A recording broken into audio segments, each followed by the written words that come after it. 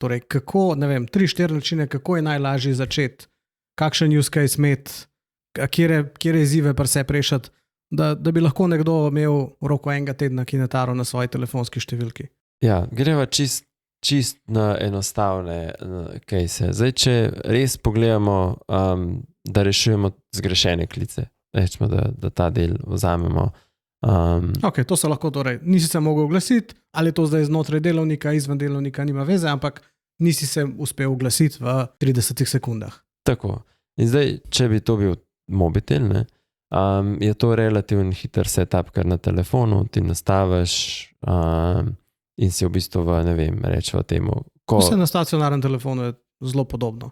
Tako, isto nastavitve narediš na telefonu, sprav ta del tehnične setup je tako, dobiš navodila, to narediš v 1 minuti, pa si ready. Kar je vmes, je pri nam ta del setup, v bistvu konfiguracija persone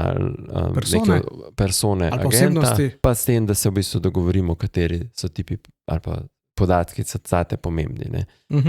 Mi imamo nek set podatkov, kar rečemo, za večino je to ok. Pri zgrešenih klicih, ampak kot si prej rekel, nekdo ima neke specifične stvari. Mogoče pa še želiš številko kartice, članske izkaznice od knjižnice zraven tudi pobrati. Ja. Tako.